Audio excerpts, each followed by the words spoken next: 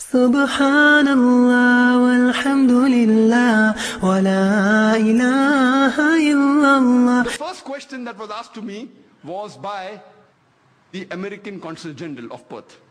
And the first question he asked me, the Dr. Naik, do you consider Osama bin Laden to be a terrorist? And I told him, as far as Osama bin Laden is concerned, I don't know. I haven't met him. I haven't interrogated him. He is neither my friend, neither is my enemy. I cannot give the answer based on the news reports of BBC and CNN. If you want the answer based on BBC and CNN, you have no option but to say he's a terrorist. But the Quran says in Surah Hujurat, chapter number 49, verse number 6, that whenever you get information, check it up before you pass it on to the second person. So therefore, as far as Osama bin Laden is concerned, I cannot say whether he's a terrorist or not. He's neither my friend, neither my enemy. I haven't integrated him. But what I can say very well, that we have got established proof very well from the same media controlled by them, from CNN, from BBC. We know that thousands of innocent Afghans have been killed in Afghanistan. Thousands of Iraqis have been killed in Iraq. Even if we agree, 9/11, they say, was done by Osama bin Laden. No proof. Hypothetical. When the Afghanistan government wants proof, George Bush gives it to Tony Blair. He gives it to Musharraf. And normally, even if we agree, for sake of argument, Osama bin Laden did it, for sake of argument. But does it justify in killing thousands of innocent people? Normally, on an international level, there's extradition policy that whenever any person who's a culprit in a country goes to another country, you can get him back. For example, India and UK have extradition policy. A few years back, one of the music director, Nadeem, according to Indian government, he was involved in murder. He goes and sits in UK. The Indian government has extradition policy with UK, but when they wanted him back, they said, prove it that he's a culprit. Many people from India went there. Our police force went there. They could not prove. They even had to pay for the lawyer charges of that Nadeem. We know that in the Bhopal gas tragedy, we know that thousands of innocent Indians were killed. The person of Union Carbide goes to America and sits there. Imagine the Indian government attacking America, give the person back. Is it right? Why don't they do it? It is proved. Union Carbide, thousands of innocent human beings killed, injured, wounded, damaged for life, families ruined, ran away. We have extradition policy, nothing happens. So Afghanistan and USA don't have extradition policy yet. Even if you agree, for sake of argument, Osama bin Laden did it, it does not justify killing of innocent human beings. More than 3,000 to 5,000 Afghans were killed. Then, after a couple of years, goes to Iraq, weapons of mass destruction.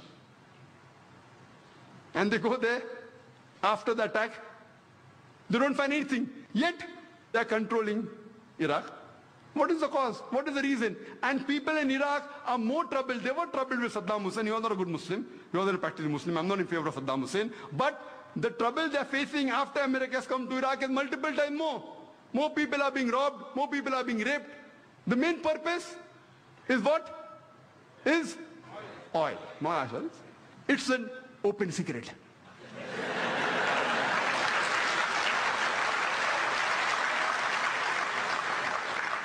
So I told the American Consul General at that time that according to me, #1 terrorist in the world is George Bush. And I'm a person who keeps on speaking very often. I had gone to Australia just a couple of months after 9/11. It comes as headlines in the newspaper at that time, December 2001. Dr. Zakir Naik calls himself a fundamentalist and says George Bush is terrorist #1. I did not know of any speaker on a public level, I don't know, maybe, who has condemned George Bush as terrorist #1. Today, it is very common. I can name 100 top personalities. And we know that Honorable Justice Hosbet, I didn't know that even he considered, rightly he's an honest judge, and I agree with that.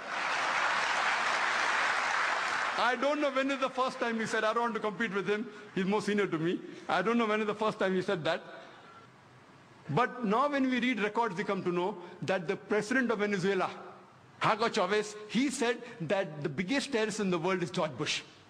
The president-elect of Bolivia, Evo Morales, he said that George Bush is a terrorist. The famous singer and activist of America, Harry Belafonte, he said the biggest terrorist in the world is George Bush. An MP in UK by the name of George Galloway, he said the biggest terrorist in the world is George Bush. And he said that the blood that is there on the hands of George Bush and Tony Blair is much more than the bombers who have done bombing in London. And when you have asked, he said, it will be justified. George Galloway, who's MP in UK, he says, it will be justified that if a suicide bomber goes and attacks and kills Tony Blair without injuring any other innocent human being, that suicide bomber will be justified. Who said that? George Galloway.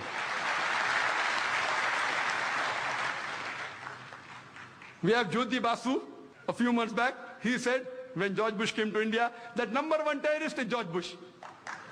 Everyone says that, but the Indian government wants to invite him.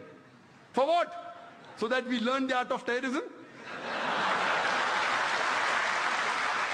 Recently, a couple of days back, it was a news article in the newspapers that the Nobel Prize winner Betty Williams, she said that she would love to kill George Bush.